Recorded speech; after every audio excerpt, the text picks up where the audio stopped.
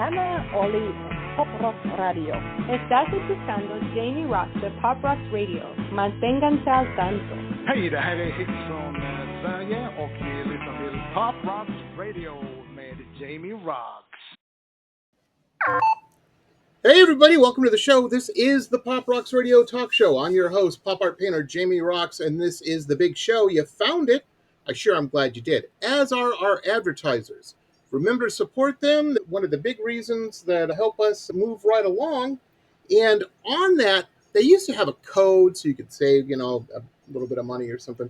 But now everybody, the big internet trend with online advertisers is they just put a space. How'd you hear about us? In this case, just put in Roxx, R-O-X-X, or, the guy with the hair, whatever, just so they know. I don't know if it'll save you any money. Hopefully it will. But these small business owners, and there's a lot more small business owners advertising these days, it knows what's working and what isn't for them. So, who to send the check to. That helps out tremendously. Anyway, enough business stuff, unless we're talking rock and roll business, because we've got a fantastic metal band on from Massachusetts, one of my favorite places in the whole world. We were just talking before we came on. I could spend an hour telling you guys stories about how crazy Massachusetts is, and I mean that in a lovingly good way. It's deliciously weird. It's always full of interesting people. I will just say this. If you ever go to at least when I lived there, I lived in Metro Boston. There's like 100 or something like that, something crazy. And so if you go to a party, it's just weird, man. And I mean that in a good way. You're talking to some gal and you find out she's a classical harpist and she's, going to school for that or whatever. You turn around, you're talking to some guy and he's studying finance in European law or something. It's just the weirdest, such a wide range. And one of the things that's crazy is you meet all these people and then they stay till they're done and then they leave. They go home and kind of keep in touch now with social media. I was there. This was pre-MySpace, so there wasn't much. We didn't have a computer in the house. And, we had 5 roommates, but we didn't have a computer. Anyhow. This is a cool band, so I wasn't surprised to read the fine folks over at Curtain Call sent me their stuff. Curtain Call Records, good people, and it's from Massachusetts. I'm like, I know they're cool. I know they're good, cool peeps. Without further ado, I would like to welcome Dead Man's Trigger, guys. Yeah, Central Mass now, right? We were talking out by Worcester. Okay. Yep. By Worcester. All that means, folks, is about at least once a week, they got a 45-minute drive down into Boston. That's if things are still the way they used to be. Pretty much. Yeah. And terrible parking. Oh, man. But what can you do? Let me ask you guys this. It's winter time. Yeah. I've never asked anybody this from your neck of the woods, Central Mass. Boston, notoriously, if you were lucky enough to have a car, having a car in Boston is expensive. I thought I was lucky because I had one and then I got rid of it and I'm like, oh, I'm lucky now. I don't, exactly. Life's a lot easier riding the T. But one of the things that I detested about living in Boston was digging out your car spot. And then you would find an old chair of some sort, and you would put it in the empty space that you had just dug out. Does that happen out in Worcester, or not really? People get shot. It's just not a good thing to do. That is a fuck around and find out situation. People just don't like it. It's no, you don't. I gotcha. No. Especially my old neighbor. I lived in Dorchester, and it was the weirdest thing because I grew up in Metro Detroit. Yeah. And in Detroit, I don't think I'm telling any tales out of school. I'm Native American, but if you were white or not Native American, you were a minority. It's a chocolate town, always has been, probably always will be. And so when I moved to Dorchester, I just got a place there because the rent was something I could afford. It was cheap, Exactly. Me and this crazy gal I moved with. And the guy came to turn on the electric. Not the gas. We heated it with heating oil, But he came to turn the electric on. It was a triple decker. We were in the middle. No, we were on the top. That's right. Had one of them useless round rooms that you can never fit any furniture in that we thought was so cool when we looked at it. Oh, it's like living in a castle. It's great. I'm like a vampire. Yeah. Vampire with nowhere to sit. By the time you got because all furniture's square, and by the time you get it in there, at least all the ones, everything we had, the living space was about this big. It was terrible. Anyhow, doesn't matter. So the guy come to turn, and he looked at us, and my crazy friend, she looked like She-Ra of the SS. She was very white, blonde hair, and he's like, "You kids are in the wrong neighborhood, man. You're not going to do well here." I was like, "What the hell is he talking?" Because it was just so out of my what I was used to, Right. being in Detroit.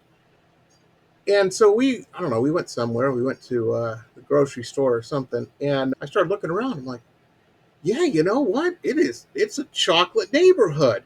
But then we went a block over, and it was all Vietnamese. Yeah. And then a block after that, it was all Irish. So it was a weird place, but it was segregated by blocks. I'd never experienced that before. Yeah, we're kind of out in the suburbs in comparison to that. Sterling is actually the town of that Mary Had a Little Lamb. Oh, okay. So cool is that? That's where we practice, and that's my home base. Nice. I was just talking on a previous show. Well, anyway, before we get into any of this, let's talk a little bit about the band. You guys are an awesome band. I love it. I'm trying to look at my notes here because you had an interesting.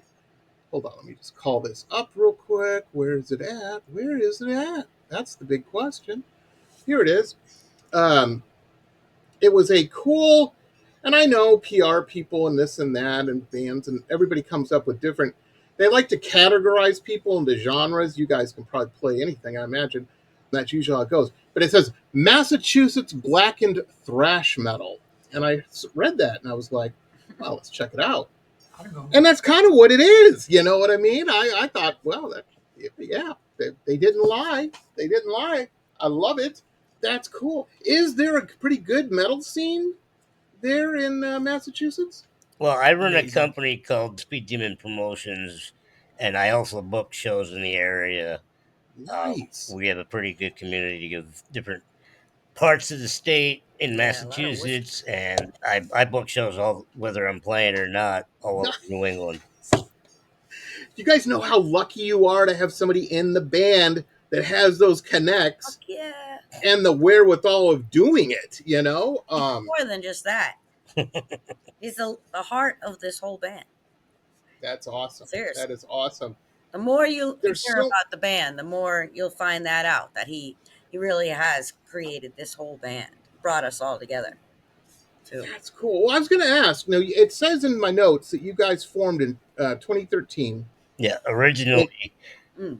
I've never been in a band. I've never had any of that musical talent. I'm a music guy. I love music.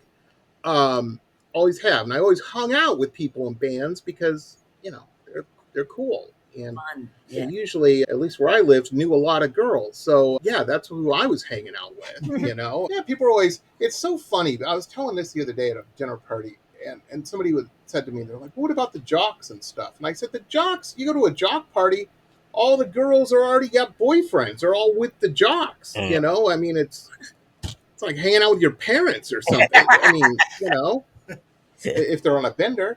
But no, man, you hang out with bands, especially metal bands. Oh my God, you'll meet a ton of girls. They bring a friend. It's awesome. It's awesome. At least it was where I was growing up. But anyway, how most of the bands would form is there was there was a scene, and everybody. Rarely were people in one band, or hey, that guy plays bass for such and such, or that guy drums, or she drums, or whatever. And oh yeah, they broke up, such and such going in the army or whatever. And that's how bands kind of coalesced. Is that how Dead Man's Trick? That's an awesome name too, by the way. Fantastic name. Is that how you guys kind of came together from other bands and the scene? Or did you run Craigslist ads? No, actually, Adam and I were in two other bands back in the day. My first metal band I started in 2009 called Fuel of War. We played up until 2020 together with, varying lineups and whatnot. So in 2013, Adam and I were both kind of in between projects. And we had a little bit of extra spare time. And he said, well, we got to do something to keep us busy if we're not gigging. So him and I got together and we just kind of collabed on a bunch of different things that he had. And we jammed in my bedroom actually, and he played a bunch of drum That works. stuff, and I just riffed over what he was doing, and that's what you end up seeing on our first EP. Yeah, we had recordings for how long before we reached out to people, Yeah, we recorded that in 2013, released it in 2017 because we weren't sure, whether or not we're going to get a full lineup. And then Right. honestly, it wasn't up until about a year Last ago Yeah. that we finally got people that were committed enough to stick with it. And we just played our first show this past November. And Nice. a month later, we got signed by Curtain Call. And now we're just getting ready to chomp at the bit. Our first show back is going to be in March, and we're hoping to tour and do the real deal. Awesome. Yeah, I was reading about that at Ben's Poorhouse and Grill. Yep. And that is March 29th, end of March. Yep. I saw the flyer on your Facebook page. So that is cool, man. That is cool. How exciting. How exciting. Oh, yeah. We're Seriously. Yeah, that is so cool. Like I said, I've always known musicians, and they're always the best people. Yeah, and there's just weird stuff about him that I love. I don't know if this is true for Lauren. Every drummer I have ever known has not only been in one band, they've been in 87 bands. And so they're sometimes a little hard to work with because, I got to, 4 tours in the next 2 weeks. I used they work it like that back in the day, but now I'm that's good. One band approach. Smart. I did a whole bunch of different ones, but this is the one, just full-time commitment to this one this time. That's awesome. That's awesome. Now, Josh, when you started playing guitar, were you a youngster when you took up guitar? Or was it just something you always were into? Yeah, I started at 10 years old. Long story short, it was a family friend when my grandfather retired from the police force here in town. They had a cover band, and a lot of the members had gone to school with my mother. And so, I shot the shit with them for a little while and be like, oh, I don't know if they make guitars my size. And, because I'm only about 3'3" tall. Right. And he said, yeah, they do. And, maybe someday you can figure it out. And sure enough, 2 weeks later, him and the rest of his family were at my door with a half-size Flying V. And the nice. They didn't give you a little ukulele or some bullshit like that. No, Flying V. Here you go, son. Yeah. Here you go. Take over the world with this. And that's amazing. Yeah, it's a hell of a story. Yeah, I'm telling you, that is cool. That is cool. Because that is something someone with your size and whatnot would run into. That's an issue, Yeah. Shit, man. That's awesome. That is so cool. And you just never know, I always tell, okay, 2 pieces of advice. I'm an old man, so I'm allowed to do this, ladies and gentlemen. Things I have gleaned over the years. If all the youngsters on the feed here, I've got so much youngster. I should write a book. Get yourself a leather jacket. Get yourself a musical instrument of some sort. Hone your talent. I have no musical interest. I like that. But I'll tell you what, or not interest, talent, I should say. I'll tell you what, you sit me at any bar, anywhere, a bus stop, anywhere, with a pad of paper and a pencil and a pretty gal there, I can start sketching her and I can get her number.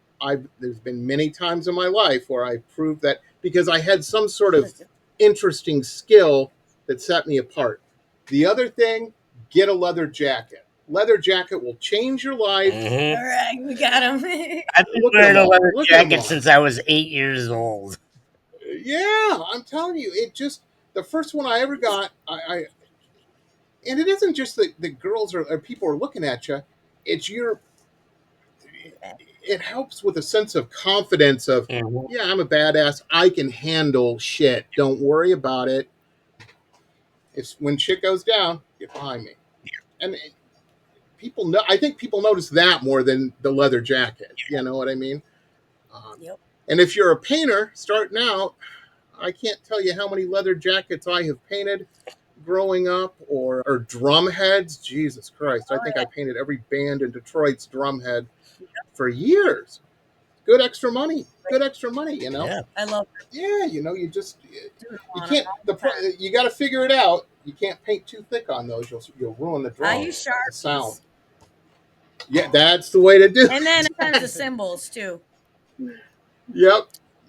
Oh man, that's somebody awesome. asked me if it affects the sound, and I usually said no. Like, I don't think it affects the sound. No, if you Van Gogh it on there or something, and it's an inch and a half thick, yeah, it'll probably fucking it's fine. You know, other than that, I do like to write on everything, not only my drums. I mean, usually I just write on my hand too. I got you. Write on Josh. What's our track list tonight? What's our set list? Josh. Let me ask you. No, Tyler, same question with the bass. Did you start out young playing the bass? Because the bass, every person I knew who ever tried to play, they'd get a bass and they'd be real excited about it. And then they'd play and their fingers would start bleeding around the edges of their nails. And they're like, I have made a mistake. You know what? You know, I played bass for the first time in 7th grade, and my friend tried to teach me School by Nirvana, and he took it out of my hands about 30 seconds later. And I didn't touch it until COVID, actually. I was laid off, and I bought a bass, and I just hammered down and played like every single day. Yeah, so he's a rookie. I'm a rookie. He's a real fast learner. Yeah. First band. You know, and that's the thing too. Everybody always asks me, at least in my world, in the art world, I'm a painter by trade. That's what I do. I paint pictures, people and stuff. You know, they always want to know, especially youngsters I mentor and stuff. They're like, well, what's the shortcut? How do I get to be where you're at? I'm like, well, I've been doing this 25 years, man. There are no shortcuts. It comes. And I tell people all the time, I said, people tell me I'm talented. I don't know about that. I know that I've done this over and over every day. So of course, no matter what you do in life, if you do it consistently, those jocks we were talking about with the bad parties and girlfriends, they'll tell you, anybody in sports will tell you, if you do something over and over, and musicians too, you'll get good at that shit. You'll start to learn it. It'll start to click just from repetition. You gotta love it. It's crazy. Like, you gotta love the beginning part of it. You gotta love just learning it and not get frustrated and give up right away. You know, break it down and you know, spend more time trying different, you know, techniques. Not just get mad. Enjoy the whole process of learning it. Start easier. Don't start the hardest songs, you know. That's just my advice. Some people I know pick way too hard songs to learn to, you know, make it too hard for yourself, you know. You gotta well, even the Beatles. The Beatles did I Want to Hold Your Hand, but you know what? It got them to the White Album. Right. So you can't start with the White Album and then go back. It's just how it is, you know. It's crazy. It's crazy. Well, let's ask our lead vocalist, because, you know, he's got the easy job. He doesn't have to load in. No, I'm teasing. He's probably cool. He probably helps. Imagine he's carried some drums once or twice. But he's got a unique instrument himself, in addition to playing keys and stuff. Your voice. Yeah. Your voice. Everybody wants to drink Jaeger every night and all this and that and do all kinds of crazy shit with it. But that's your instrument, so you might not be able to do that. You know what I mean? Have you always been a singer? Oh, I mean, I wasn't born. Well, I was born crying, probably. And look at how I sound now. Listen to it. So, yeah. That's awesome. Yeah. That's awesome. And you got to be a little bit of an extrovert to be out front there. You know what I mean? That is nobody. Man, I'm telling you, I've seen so many bands. I'm an old man, folks. And good bands that I liked. I remember seeing The Cure one time. Oh, I did too. The Cure. When did you see them? this was the Orange album, and it was the worst concert I ever went to. In that, they were so boring. They just stood there, and I'm like, man, I could have stayed home and played the CD and had more fun. Got a bottle of Boone's Farm or something, and man, Jamie had more fun than this. But you got to have dynamic. If you're going to be out there, especially singing and shit, you got to bring it, man. You got to bring it, and consistently. Always. Have you always been an extrovert? I mean, life of the party? I think psychologically, the first and foremost reason I did this was because I despise shyness and feeling embarrassed, and I wanted to kill that in any way possible. And music just happened to be the way I went, It's awesome. Yeah. That is awesome. It's so cool you guys all found each other and coalesced together, because there's so many bands that are great. They're great. And during COVID, I started watching this crazy, I think we all were watching these crazy YouTube channels and stuff, because we ran out of shit on TV. Mm-hmm. And I was watching this series, and it's great. Anybody out there? I'm not in the music business, but I found it fascinating. It was, I don't know if they still do it, but at the time they were. It was called Produce Like a Pro, and it was for, band members and people that did home production. They had all these great engineers and producers and shit on that had, they had some guy that had been the engineer for the Police, and fantastic band, not a metal band, but still, no denying it. They bought a couple of infinity pools and some nice cars with what they did. Apparently they fought constantly, like fist fight, like in the studio during recording and stuff. Hated each other, did not get along, and it was just, they got it. That's why they broke up. That's why there's only a couple albums, which is a real apparently Sting's a little grand from what this guy was saying. I've never met him personally, but so I don't know. I'm just here saying it, but it's so cool to see a band that works. That's tight, and it comes through the music. You know what I mean? Mm. I watch your guys' videos, and we're going to play some here, and they're great. They're great. They're fantastic, and they're lyric video. You know what I mean? And it doesn't matter because I'm hearing it and I'm going, oh yeah. Even though I'm not seeing it on the screen, I'm seeing whoever was playing bass nodding to the drama. Okay, we're going to kick it here, and this is going to happen. And don't worry about it. Here comes Josh. Mm-hmm. And did Adam just slide across the stage? I'm picturing this in my head, whilst singing. I mean, it's. He gives me signals on the drums. He'll actually wave his arm when a certain part comes, or he'll do a certain dance, and that will help sing, teach me parts. It's so funny.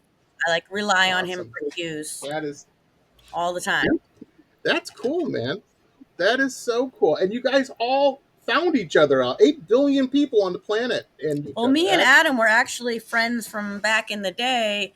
We played in his band Coulter and my band Hollow Image. It's true. We used to be partners sharing the stage all over New England, and we had great chemistry together as bands. And those were the days. Now we're back together in a band, which is crazy. And I started about 10 years after they right? did. So I came in and we all kind of just... I did know Josh, too, because Josh came to some of my shows, and I've seen his band play, too, a few times, but we were never in a band together. Yeah. So... Yeah, and that's important. You got to go check out other bands too. If you're in a band, you got to see what people are doing. You got to see how the crowd is reacting to what they're doing. Yeah, exactly. And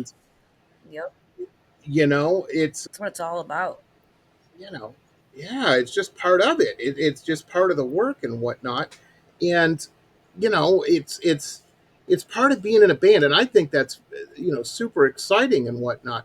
Well, you guys are seeing right now, right? We're on top of each other, the images? No, we're just side by side. We're next to each other. Oh, side by side. Okay. Because that's just for me, apparently. Anyway, that's how it looks. You get a full screen. That's how it's recording. It's just showing us like a monitor kind of thing. Yeah. I don't know how to change it. No biggie. Yeah, we start, and again, I'll cut all this out. I've been doing a podcast since 2013, same length as your band, but we did audio until this last summer. And everybody's like, well, Joe Rogan. I'm like, I don't have the weed or the money of Joe Rogan. I don't want to do it. I started a podcast but during COVID too, so I know what you mean. Yeah, and they wore me down. They wore me down, and so now I'm like, okay, well, we switched companies, and I'm like, because we used to have a live show, which was fun, and it had a number where people could call in and bullshit, but it got a little crazy. I had one band on one time, and again, this has got to be cut out. But the guy's ex-wife called. Apparently, he had been late with the child support, and she was pissed. That sounds entertaining. Yeah, that's interesting. Heavy metal Gary Springer, look out. For sure. Take care. She made me a little sad. I was like, I don't know this guy. You're calling me this name and that name? Come on, man. Yeah. Couldn't plan that. Jesus Christ. Yeah, she was mad. You are not father. Anyway. Yeah, exactly. Let's play a track. We've got, you guys have 3 up on YouTube right now. We've got Painkiller's the last one, right? That's the most recent. We've got Company Cold and Exile. What should we play for everybody first? Well, we open with Exile more often than not, so we'll start with that. Nice. Let me get my handy pad of paper. And I say this every episode. Any youngster, I don't care what business you're in, what you're doing, you get to be my age. Even before it's smart. Go to the dollar store, buy a bunch of these little pads of paper. They all come different colors. And write shit down so you remember it. And so I'm writing, so when I'm editing this, I know what we played first. Here we go. And when you have come up with... My big secret is I come up with names of paintings before I paint them. I have shoeboxes and I have as many of these as Josh has of broken guitar chords. He's going to get fixed eventually. Exactly. Everywhere. But never will. I have boxes of those because I'll be listening to your song or something and I'll hear a cool line and I'm like, ooh, that would be a good painting title. And I write that shit down. It's all painting, and I'm like, my wife will go, well, what are you going to call it? We got to put it up, we got to post it. What do you want to call it? And I'm like, I don't know. It's just a cool thing. Let me grab a shoebox, start going through shit. Anyhow, Exile. This is Dead Man's Trigger, everybody. Check this out. It's a very, very cool track. I love it. And here it is now.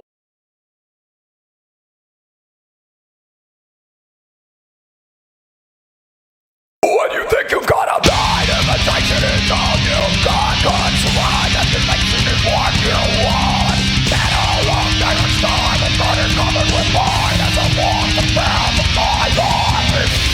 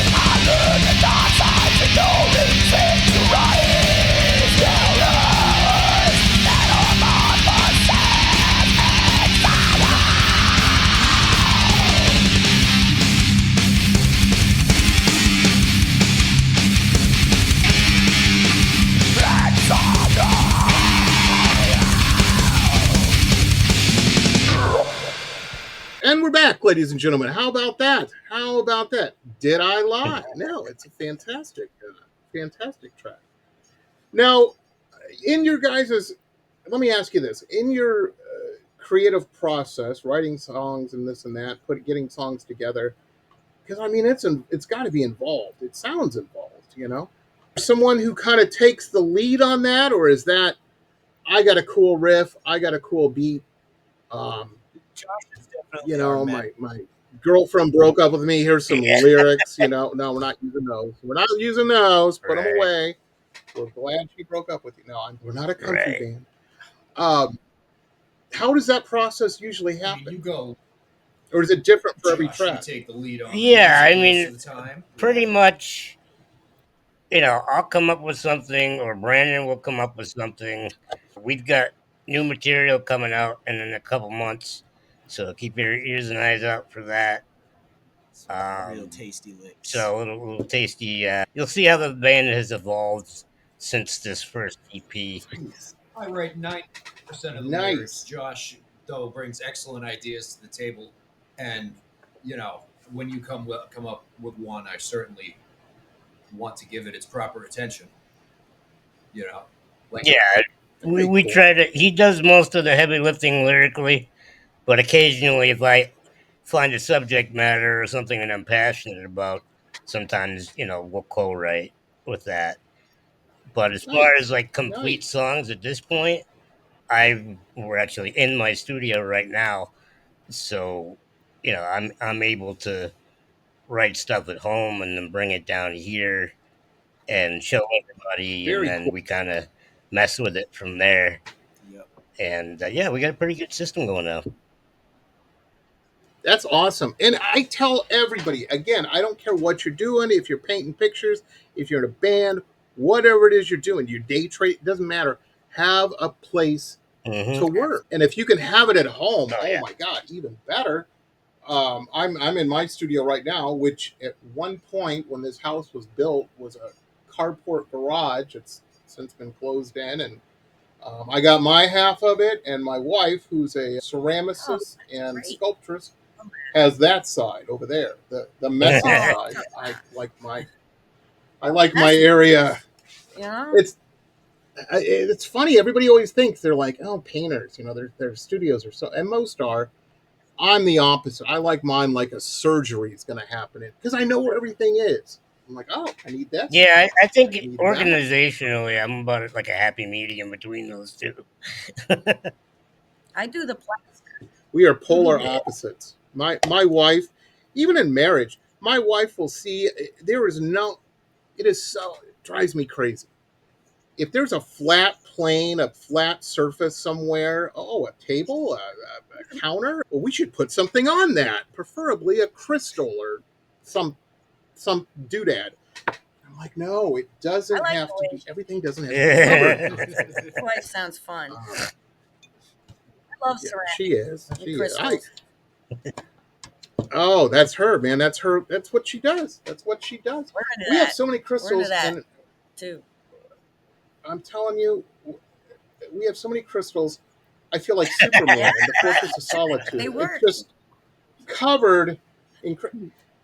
Somebody asked me what's because the house. I don't know. It's not old compared to New England. In New England, you go to a house. It's like, yeah, this was built in 1680, you know, or whatever. In South Florida, it's like, wow, this was built in 1958, you know. But somebody asked me one time, they're like, you guys have such weird stuff in your house. You know, do you ever worry that it might be haunted or you're going to attract something like that? And I'm like, look at all these crystals everywhere. You'd be, if a ghost came in here, exactly. Thank your wife. And yeah, you know, there's nothing like that happens. It's crazy. It's crazy. They would be annoyed with us because we're kind of dull too. The ghosts would be like, buy some new magazines, Jamie. It's like a dentist office. These are 5 years old. They've been sitting on the coffee table. Oh, you put the TV on? What are you going to watch? Let me guess. Bushcraft video. You and your dog would never make it in the frozen north. Quit having my fantasies. Oh, I love Come on. All the Ridgeland has to go. I think we'd be okay. I think we'd be okay. We can handle that shit. Build a hut, you know? I mean, yeah. No, we'd be terrible. We'd be terrible. Anyhow. Well, Exile's a cool track. I like this. I think it's great, too, that you guys have something out. You have a few things out. My advice to any young bands out there, you know, if you don't have the 20 grand or whatever your budget is for your video, put out a lyric video or something. At the very least, you can garnish some buzz or whatnot, you know? And when you're talking to somebody like Josh, trying to convince him to give you a shot and put you in a show or something, you can at least send him something, you know, as opposed to, oh no, trust me, we sound real. Josh will tell you in any business, especially the music business, trust me doesn't go very far. You gotta have some shit, you know? I mean, how it is. Any of these guys will tell you. They know. They're in that business. Very, very cool. Well, that's cool. And so you guys are playing, and I got a full album. I don't know if this is the new one or if this is the last one. That's our first album. Oh, nice. It's great. It's great. I've been listening to that shit while I've been painting all week long, man. All week long. Glad it ages well. Yeah. According to... Thank you. Yeah. What did it inspire you to paint? You guys are... Oh, this week, I got to be honest with you. It wasn't that it inspired. I had a bunch of commissions I had to get done. You know how we were talking about sometimes you got to, you know, paint certain... Over Christmas break, I ran a special and reached out, shook the tree a little bit. I needed to make some money. And yeah, so I've been painting cats and grandkids all week. I know. Everybody's like, what? You put a sexy lady up to no good and a grandkid? No, I didn't put that in.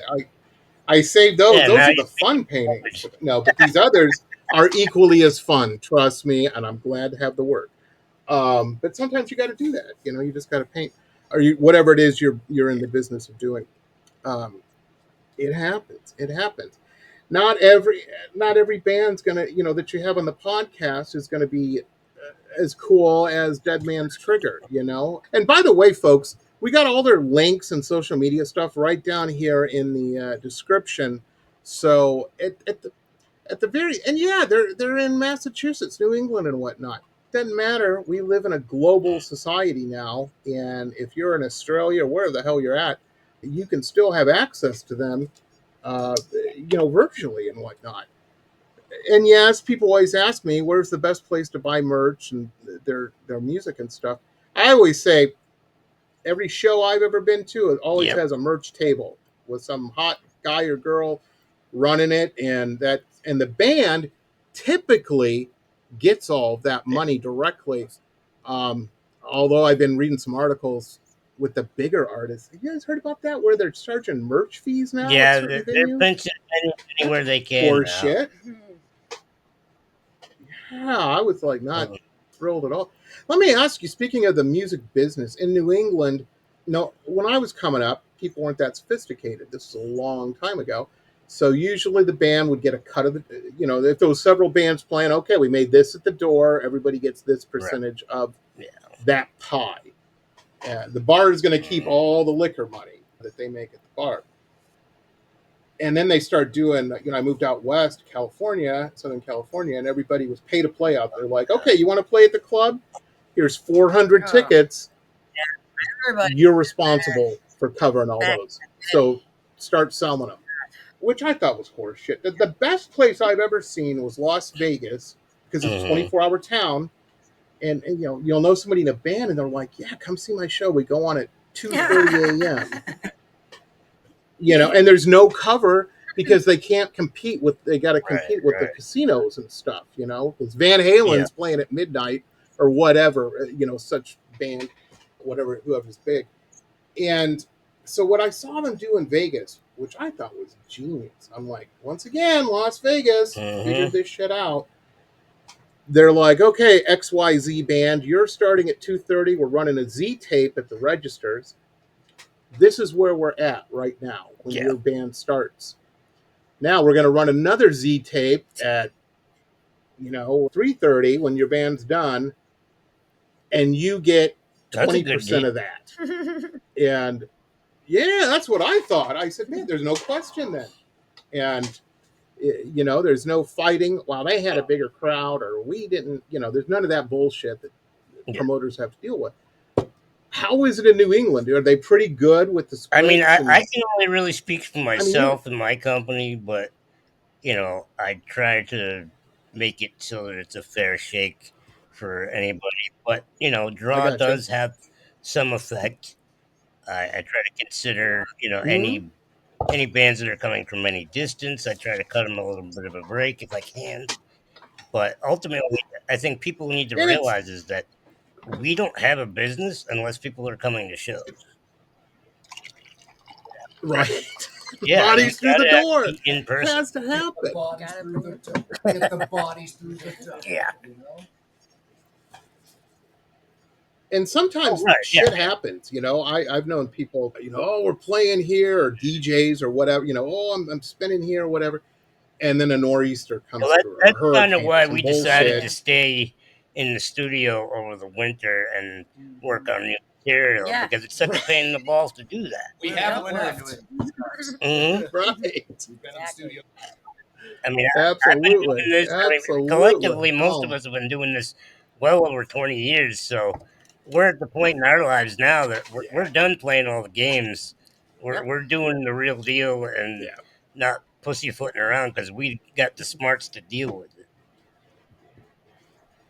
When I was doing my audio show, I had this band on that really didn't have any business. They were okay. They were good. I'm not bitching about their music, but they were young and they were new, and they were real young. And they were telling me this story. I go, yeah, this just happened last week. And they were out west, out New Mexico or someplace. And their manager, they had a manager though. They had a manager, somebody's older sister, one of those type deals. And they were getting a little rowdy, young guys, and she had enough. And they stopped for gas, and they all went in to get, hot dogs and combos and whatever, and slushies. And when they came out, she had unhooked the U-Haul with all their shit and went home to San Antonio, hours and hours away, and left them. And they're like, we didn't know what to do. And I said, well, that's a valuable lesson to be learned there. Don't piss off the driver. I said, I don't know this lady, but I do know women, and there was a time in my life where I was very good at pissing off women. Had a PhD in that shit. But the thing is I have found most women will put up with a lot of shit until they won't. Until you reach that point where they're done with your nonsense. And it sounds like you're your manager. They're like, ex-manager. I said, well, I don't know about that, but maybe you need to be talking to her and apologizing. Somebody's dad had to get on there, drive 10 hours. And I'm just like, but it's the reason I say that is it illustrates youngsters. Number one, why are you booking a show that's 10 hours away from your house? That's crazy. What are you? Settle down there, Metallica. Settle down. Are you insane? Yeah, look at the situation. Look what happened. There you go. I feel like it could have been a million things. The van could have broke. The alternator could have went out. You know what I mean? And then you're working on this shit on the side of the road. But when you're young, you can still do it, though. I've been there. When you got to push, I had, family members driving us to gigs and picking us up, playing at clubs and getting thrown out afterwards because you weren't old enough to drink. Like, you got to start somewhere, and you're going to have to play those shows to get to the bigger shows. So, you know what I mean? You got to enjoy that, too. I wish I went back and enjoyed those times more instead of getting all pissed off when that shit happens, and just enjoyed it because it's hilarious, the things that happen on tour when you're younger and you have no money and you're stranded and your cars get towed. It's hilarious. It has to be about making memories first. It's still fun, still worth it. Yeah, it is. I can't tell that story. I can't tell that story for legal reasons. I'm just, but that happens in the art world sometimes too. There might have been a show where I was part of a thing, and I didn't realize the booth rental was going to had doubled the second day. Hadn't read the contract properly, and everybody had already spent their money. And I'm like, okay, grab as many as you can, and such pull the car around. Right, you gotta get the hell out of here. Thankfully, that was before the internet, where things weren't announced or anything. Jesus Christ. Today, I mean, that would be all over Twitter or whatever. Anyhow, one of the things, speaking of social media, that I like about your guys' band is you guys are on all this stuff. Yeah. And you're accessible. I'm so old. When I was growing up, bands weren't accessible. We didn't even know that much. I might have had a brilliant idea for the band Rush, but I had no way to get a hold of them. Hey, Geddy Lee, I got a song for you here. You might want to check it out. My girlfriend broke up with me, and I wrote it here. That wasn't even an option. All we knew about bands, what we read in magazines and on liner notes. That was it. But you guys, somebody could be in Madagascar or someplace, or France, or wherever, Connecticut even, and easily get a hold of you, and say, I saw your show, or I saw this video and it's awesome, and blah, blah, blah. We love that. That's cool. Love that. That's definitely that's a new thing. Fans, anybody. And we love to hear from people.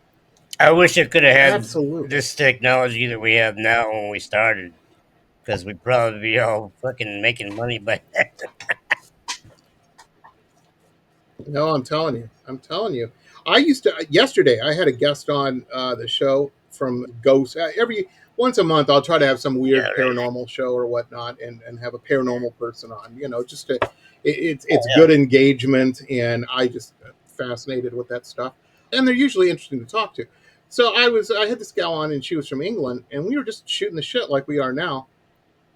And I remember when I was doing the audio podcast, it was real hard to get somebody from England because they had to call on the phone in.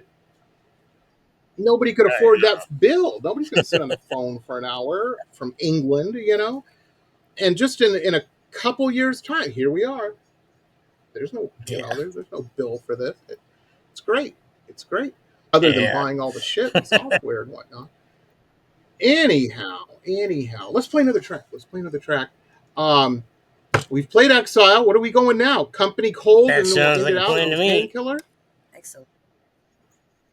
Okay, folks, this is Dead Man's Trigger, Company Cold. We're going to play it, and then we're going to talk about it. Here it is.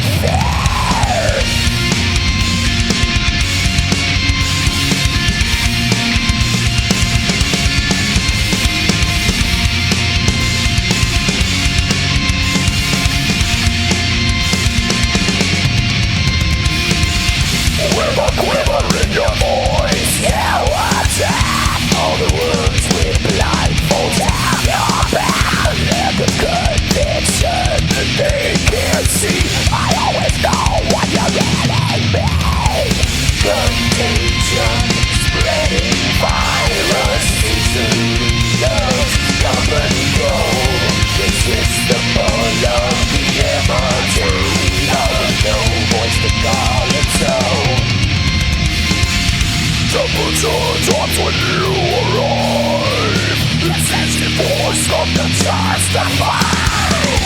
Within your slender and your head, for truly memories.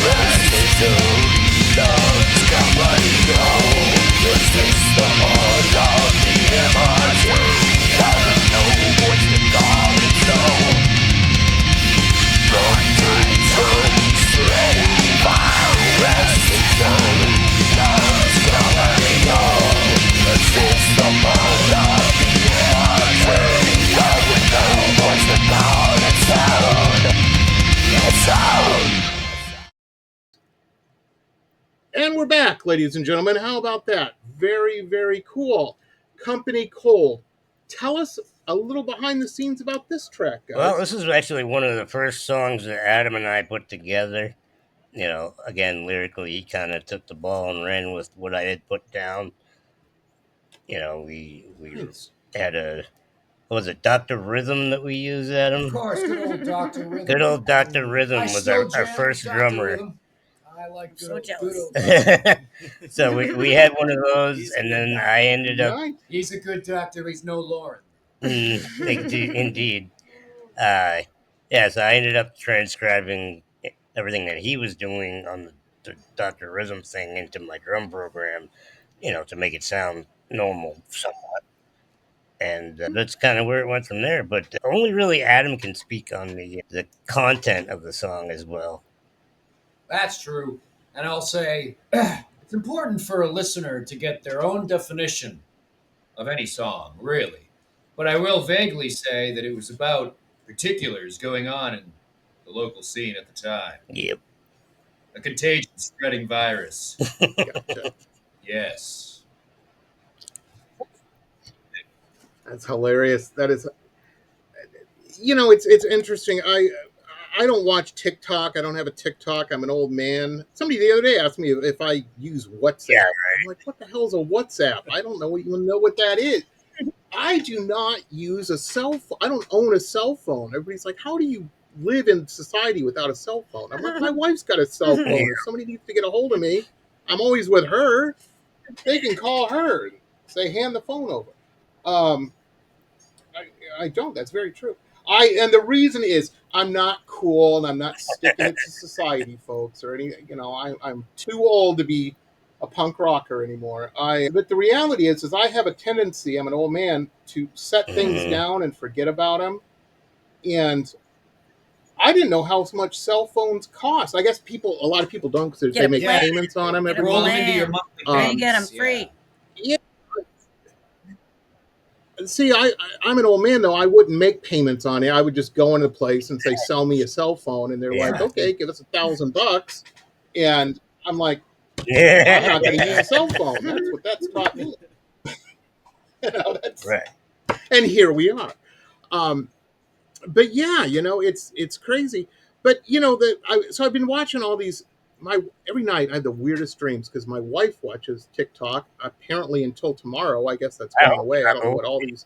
It's so funny. I have all these young bands and they don't have websites or Instagrams or Facebook. They're like, no, we just do TikTok. And I'm like, well, I was watching the news thing where they're going to shut it off, and I'm like, I guess they're screwed. That's called not planning ahead. Start with the figure some shit out.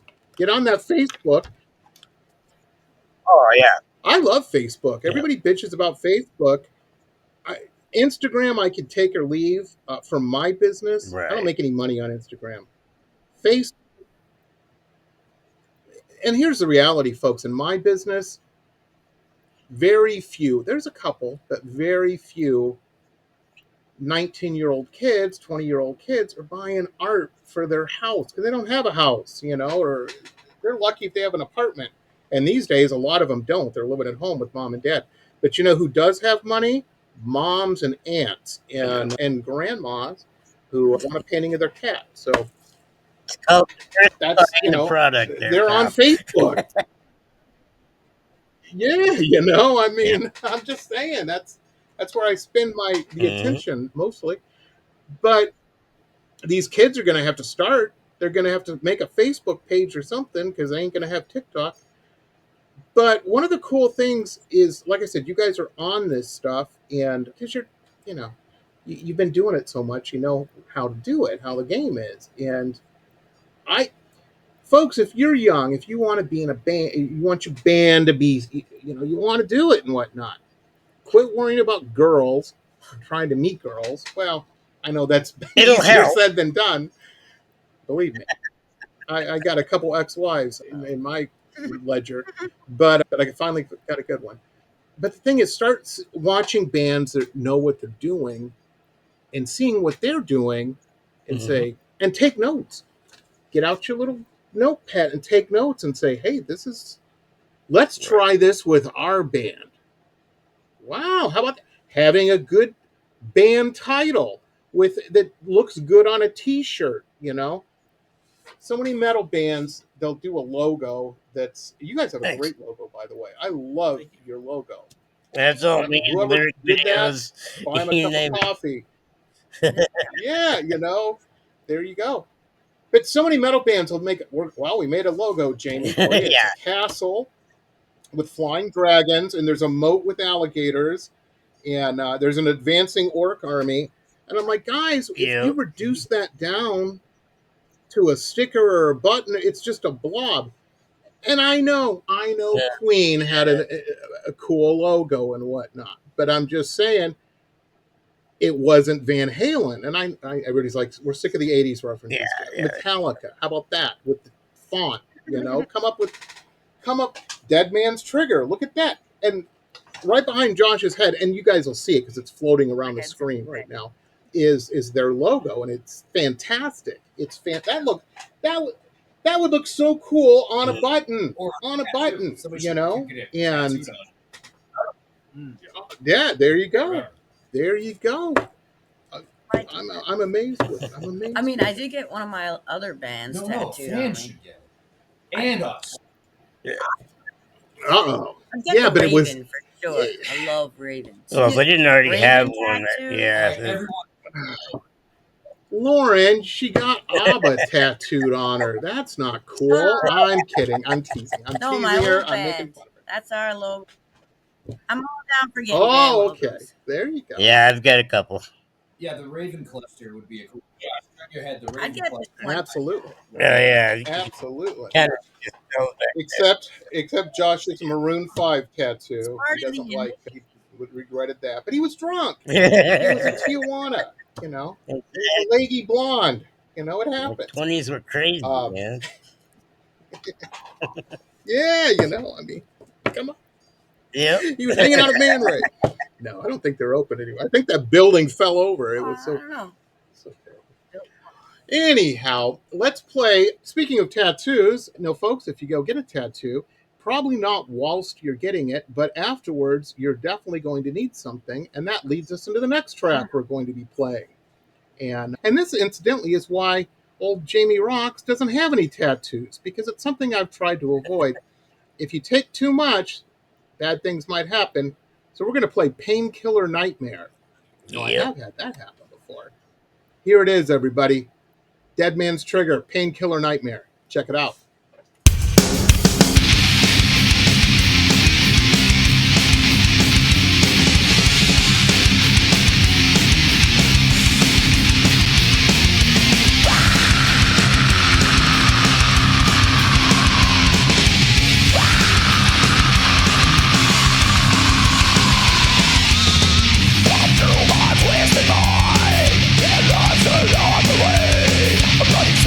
So unseen, this not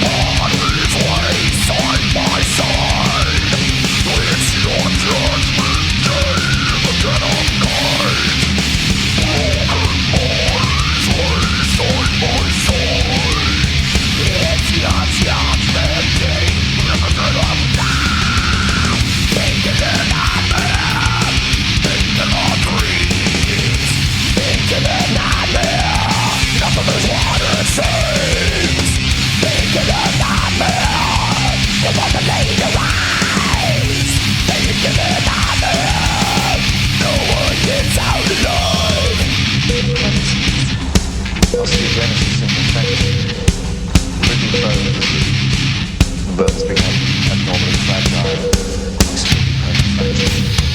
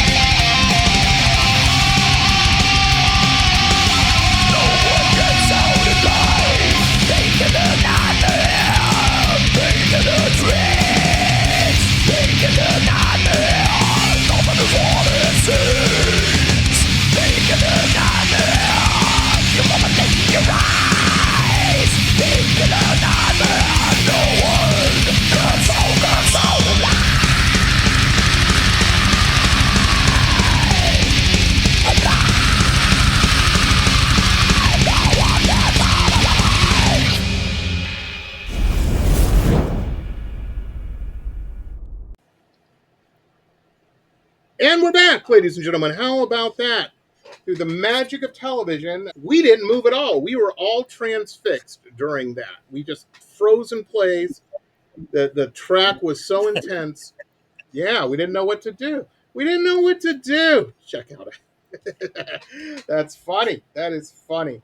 Painkiller Nightmare. I like this track a lot. This has been in the one I've been playing all on social media and stuff all week long. Of course. But I like them all. But Painkiller Nightmare. Tell us about this one. Did you have a Painkiller Nightmare? The lyrics are an actual story of an experience. With my condition, I've had a lot of breaks and whatnot, and I've been in and out of hospitals and surgeries and all that happy horse shit. So basically, this was pretty much just kind of like a hallucination I had on morphine one time, and I said, you know what, I'm gonna put this in a song because it's gonna make for a cool metal tone. That's fantastic. I mentioned this on a show a couple shows back. About 15 years ago, here's a lesson learned. I had a hernia that was real bad, and I thought it would cure itself if I just took it easy. Any young guys out there, any young bucks, if you get a hernia, get it taken care of. Go talk to a doctor. Very important.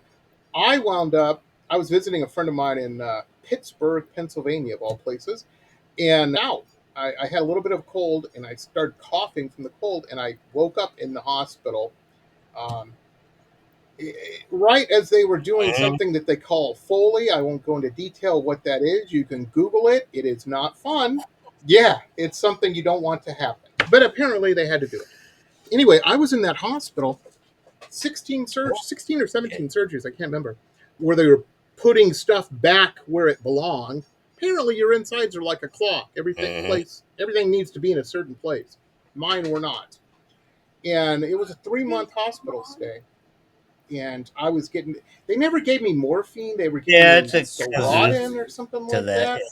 But right. Yeah, but I had the machine, and they're like, okay, if the pain gets too much, just hit this button. Yep. It's available every 2 seconds. And I'm like, well, 2 seconds? That's nothing. I won't need that.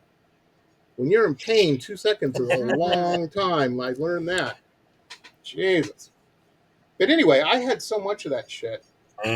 Like you, I started hallucinating.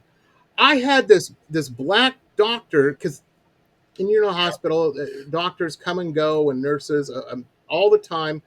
It's hard to keep track of them. I had this guy he wasn't African American. He was African, real tall guy. And he'd come in real early in the morning and shake wires or whatever the hell he was doing.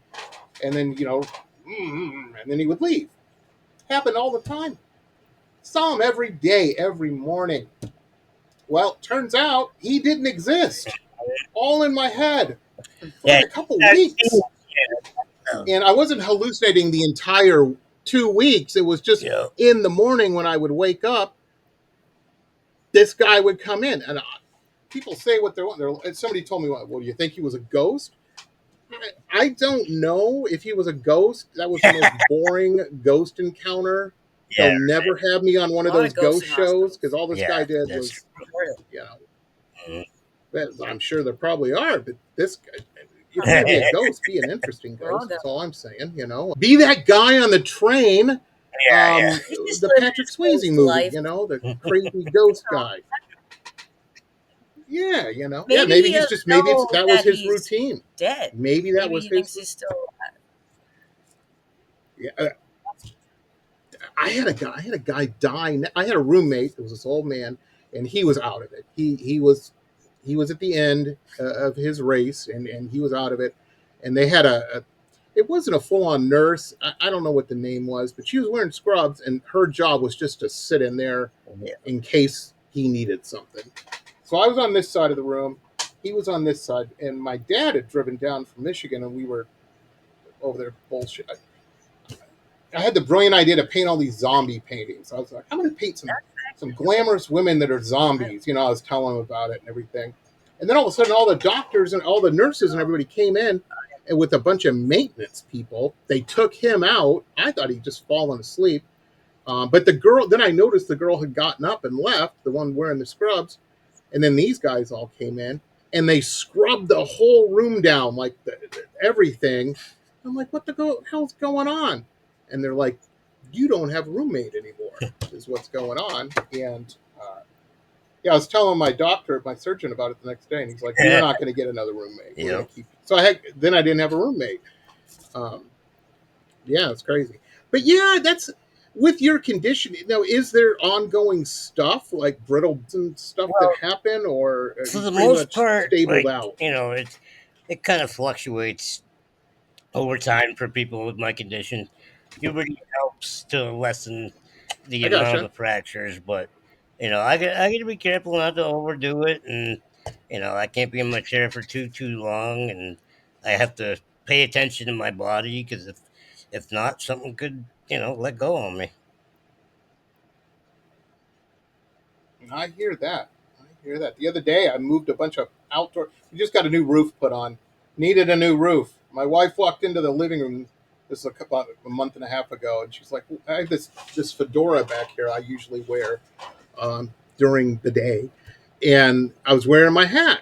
And she's like, why are you sitting in your chair wearing your hat? I'm like, because it's raining and I'm getting ripped on from the roof. She's like, just sit somewhere else and put a bucket down. And I said, I like my chair. So anyway, we got a new roof. And I like her. Yeah, exactly.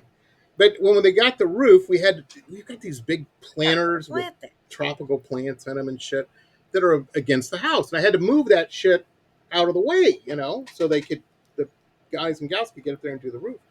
And so that all happened. But the other day was the day of moving all of them back. And I have a dolly, I was using the dolly, and I thought I was being smart. Then later that day, my wife had a flat tire that was shredded. So I had to get down, change the tire, roll around on the ground doing that, trying to get the stupid jack to work and, all this shit. And the next day, I'm telling you, Josh, the next day I woke up and I'm like, Yeah, I don't remember the fight I got into last night, but I got my ass kicked, Jesus. My eyeballs hurt. It was, Oh. Oh, it was the worst. It was the worst. And my wife had already went to work, and so I'm like, oh, the painkiller. I wasn't having a painkiller nightmare yet, but I wanted to have one. Because I just wanted some painkillers, but I knew they were in her bag or handbag, So it was which a nightmare was at because you her didn't have work them. with her. But yeah, exactly. So I look over. We got this shelf thing by the door.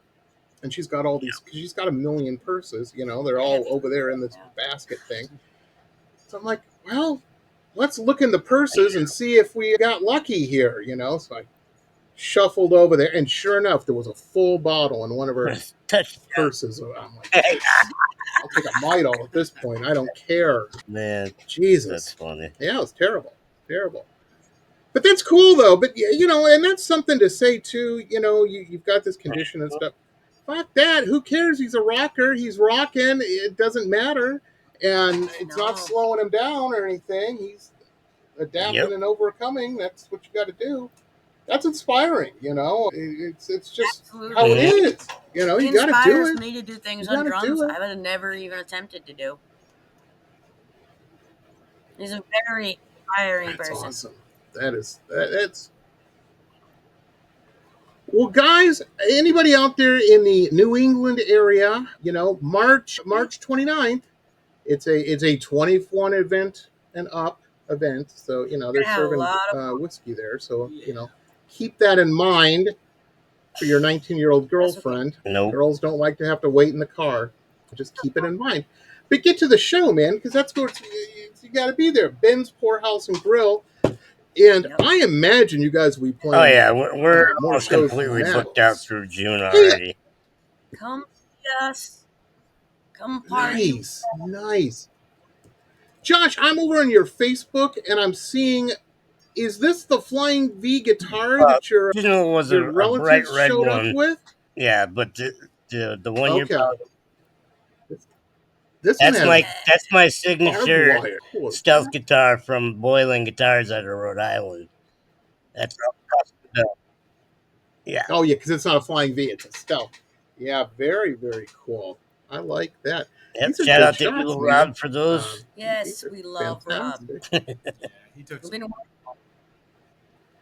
I mean, look at Tyler there in the background. Of course, Tyler has to have his bass down super low to show everybody how cool he is. Fucking bass players. I'm teasing Tyler. I'm teasing. Man, look at all these pictures. Everybody looks great. Adam, you're looking amazing. And Lauren, look at you there on the drums. These are great pictures. These are fantastic. And there's a whole bunch. And those folks, those are over at the Dead Man's Trigger Facebook page. Oh, yeah. I'm sure they're on their Instagram too. Oh, they are. I kind of like that logo too with the Ravens, crow skulls, raven skulls. That's cool too. That's kind of a preview to where we're headed imagery wise. We love birds. Nice. And look at that. They got a QR code right there. I like that. Now, we were just talking too. Like I said, I had the paranormal lady on yesterday, and I just saw the name of the band abbreviated. And apparently, we were talking about this. Apparently, there's some crazy drug called DMT. Yeah, it's kind of a tongue-in-cheek reference to that too. Yeah, because I'm apparently there's when you take it, you see digital fairies or something. Now, I mean, yep.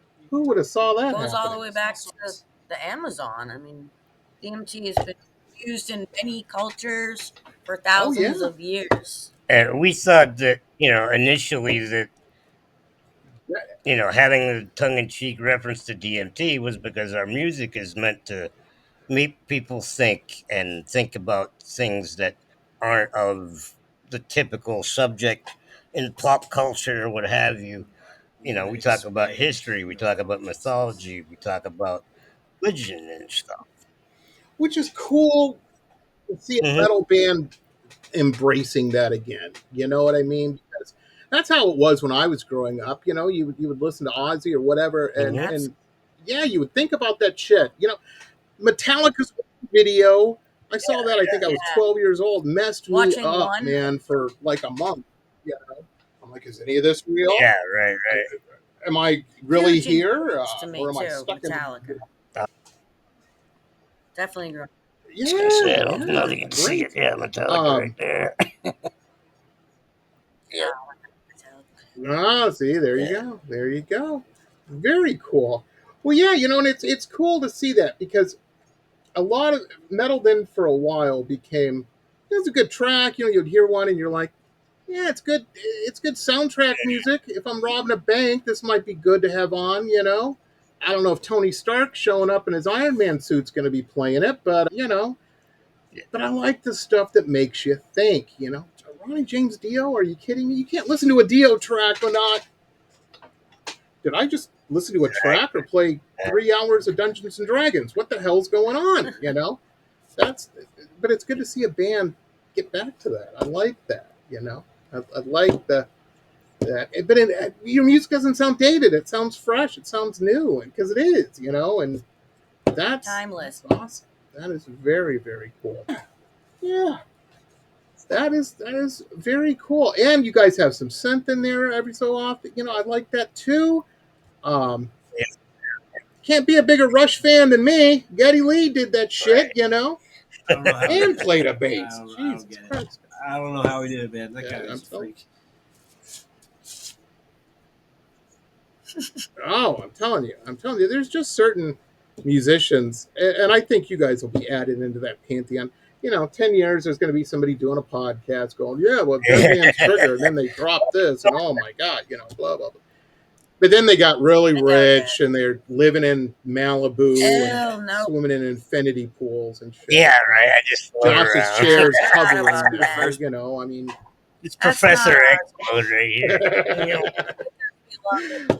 Oh yeah. Yeah, now, it ain't about the exactly. money, but it'd be nice to get off disability. We love being together, playing shows together. We love being on stage with other bands. The whole thing. We love every bit of it.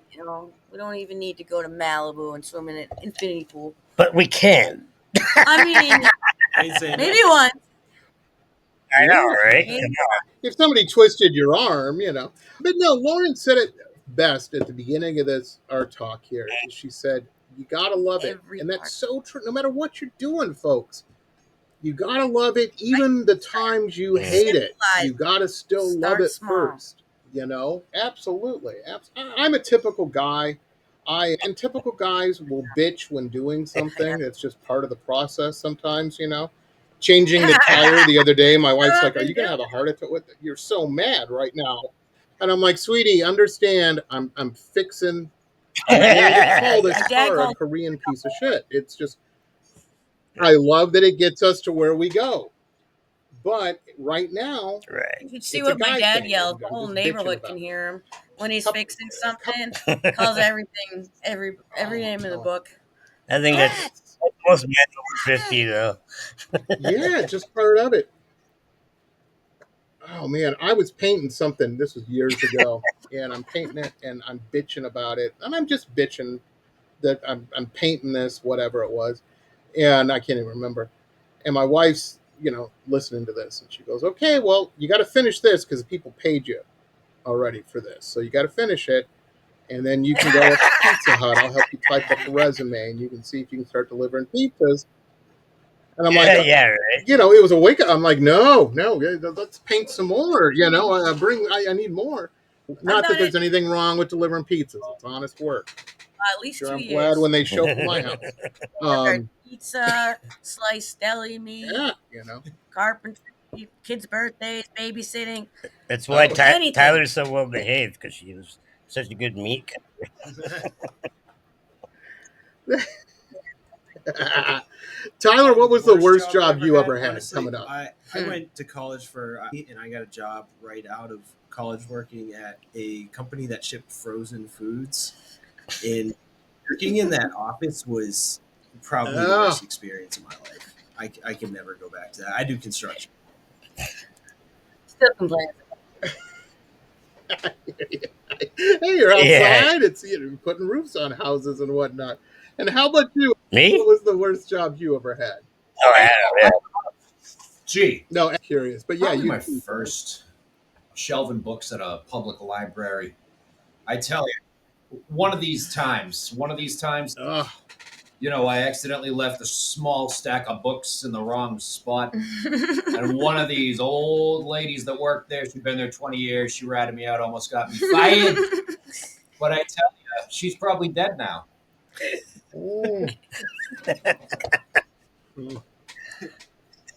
Worst job I ever had? Oh, shit. The worst type of work. I started out fresh out of high school as a 911 dispatcher.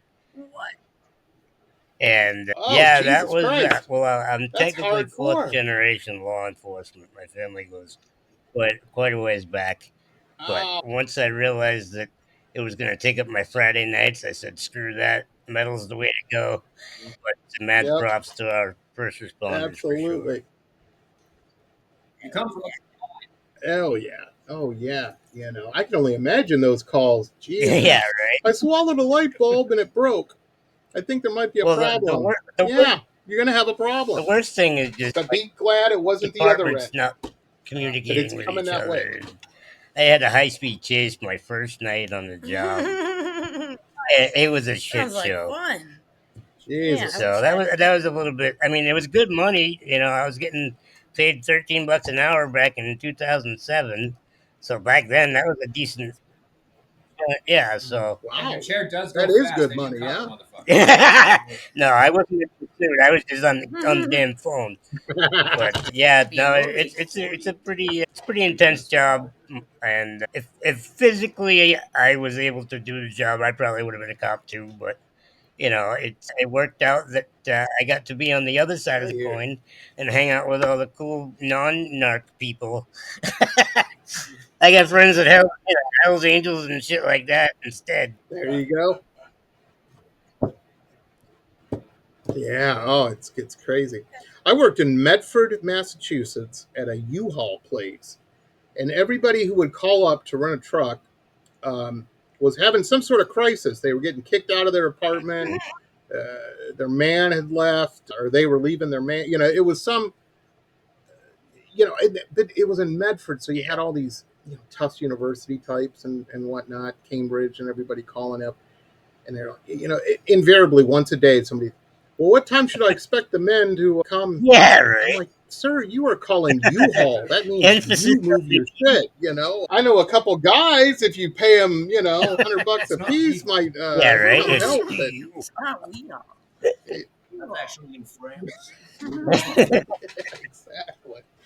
Jesus. Yeah, right. And you're a professor and you haven't figured this out? What the hell? Jesus. Well, anyway, the name of the band, everybody, Dead Man's Trigger. Like we said, we have links all through here, and you got to check them out and whatnot. And also, we have the Spotify link. No matter where you are in the world, you can support this band. You can and support yourself, man. Even if you don't buy the track, add it to your playlists and shit. Help get the word out and whatnot. And I always try to remind people, one of the coolest things I think about streaming is the millions of dollars that bands get. No, I'm kidding. It's highway robbery. I don't want to say what it is. Everybody has Google. You can figure that. It should be illegal, that pie split, is all I'm saying. In any other business, it would be. But the thing is what you can do, which, every little bit helps, is say you work in an office, you're selling insurance, it doesn't matter what you do. Everybody, and it's Pam down the hall's birthday this Friday. Everybody's going to get, and I sell cards on my website, greeting happy birthday cards. But I'm saying this because this is cooler. I'm being real with you folks. everybody's going to get her a birthday card. At the most, some guy's going to buy her some flowers or something, whatever. But yeah, now girls will keep birthday cards. Guys just, as long as there's girls around, they'll keep them and then they throw them away. But you know what nobody throws away? And it's cheaper than a birthday card? You can, as long as you got Pam's email address, you can buy her a track. And nobody does that. You are going to look like James Bond, that you are like computer hacker extraordinaire. You're sending her a track for her birthday, or whatever. Or just, here's the gift. Maybe you want to ask her out or something. I'm just saying. Yeah, there you go. How about that? And that's a good test, too, because if she's into metal, you want to ask her out, if she's like, yeah, I like pop music. Well, that's great. There's some pop songs I like, too, but I don't want to waste my time with somebody that's all they listen to. Everybody always sees me post pictures of my beautiful wife. Believe me, my beautiful wife, Danny, is more hardcore metal than probably I am, She's like, yeah, she is. She makes fun of me. She's like, I'm like, oh, did you hear this band? And she's like, let me guess, they have keyboards and a British accent. And they were popular in 1983. I'm like, that's not all I listen to. It's not all I listen to. I like some cool stuff, but yeah, she's into. She loves new metal. That's her. Yeah. She went to her first new metal festival. Yeah, she was Korn, all of that. Sublime or not Sublime. Where is she from? System of a Down. That's what I'm saying. I'm sorry. Oh, okay. Florida, South Florida. She grew up 3 blocks from where we're living here. Yeah, she likes metal and Disney. It's a weird combination, and crystals. Everything else sounds great. Her whole family, they're Disney nuts. Like Disney and hockey, they all go to the Panthers games. And when they play the Bruins, we never hear the end of it. I'm like I lived in Boston. I kind of have to like the Bruins at some level, Don't like them, you'll get in trouble. I just don't it's like not a choice. In general. Oh yeah. But I grew up in Detroit, so it's Red Wings. It's they hate them too. They hate anybody that isn't Panthers. That's how Panthers fans are. I've observed. They won last year, so they finally won. So that's a good thing.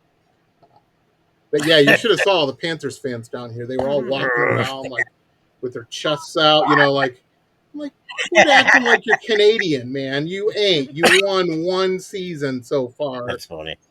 Reel it in a little bit. Hopefully they won't listen to this. Yeah, right. I'm the good son-in-law, so I'm trying to don't go ruin any image. Maintain that, No, the reality is I'm not that much into hockeys, but I will go to a couple games with them, and they have season tickets and shit, and I'll sit there, and I haven't brought a book yet to read. I haven't been that bad. But I'll go with them every so often. But they're into it, man. They are into that big time. Anyway, doesn't matter. Hey, everybody, Dead Man's Trigger, the links are down here. Check them out. Like and share. Help get the word out. And if you're in New England, I've driven from Boston to Philadelphia. I know it can be done. It takes about 6 hours or so. But March 29th, you got to get your ass up to Boston there and Please come see say the show. hi. That's the show to Hang see. out with us. We love meeting new people. Our bass player will buy you a drink. I know. Oh, well, don't say that. Oh, my gosh. All of our after, 50 viewers will show up. Right? Exactly. Make him regret that, ladies and gentlemen. Make him regret that. Jeez. No, if you go up there, you buy the band a drink. That's what you're supposed to do. Yes, after they play. And I would just go to see that guitar, man. That is a cool guitar. Check that shit out. I like that. And oh my gosh, look at this.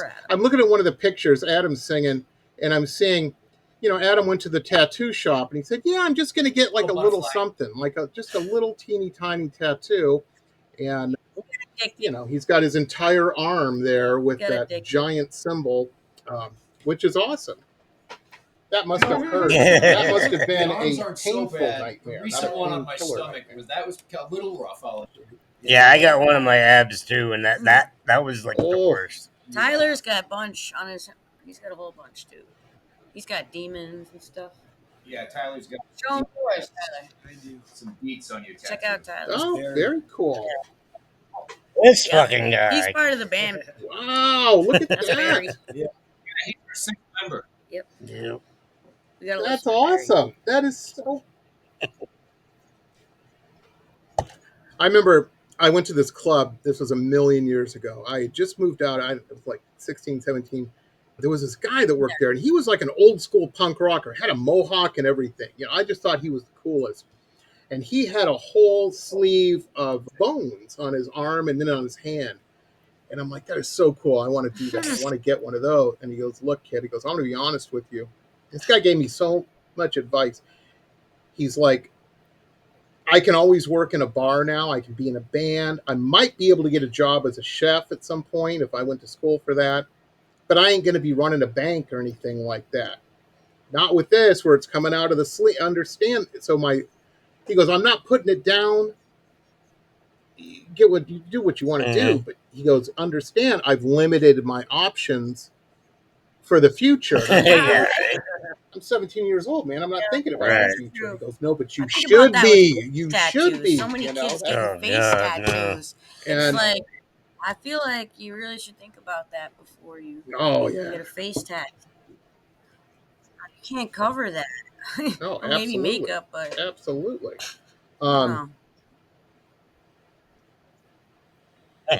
Yeah, but if you don't want to get your ass kicked out if you wear makeup, if you're not that there's anything wrong with that. Do not send me emails, everybody. We love everybody.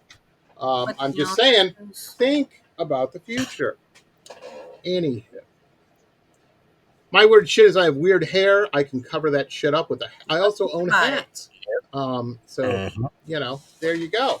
There's a reason for that. There's a I'm not a churchy guy, but once a year I might have to go to church or a wedding or some shit. I can slick this shit back, and it's accessible or acceptable. That's the word I'm looking for. But just think, be cool. But definitely go see this show, and definitely if you don't have one, get yourself a leather jacket. I don't care if you're 60 years old. If you don't own a leather jacket, go get one. Change your world. Thanks. That's all I'm saying. We'll see you next time, everybody. Have a good one. Thanks for tuning in. Dead Man's Trigger. They're the shit. Here it is, everybody. This has been pop art painter Jamie Roxx's Pop Roxx Radio Talk Show. It has been executive produced by Jamie Roxx, recorded at his studio in Deerfield Beach in South Florida. All rights reserved by Pop Roxx Limited. Hannah Oli, Pop Roxx Radio. Estás escuchando Jamie Roxx de Pop Roxx Radio. Manténganse al tanto. Hej, det här är Hicks från Sverige och ni lyssnar till Pop Roxx Radio med Jamie Roxx.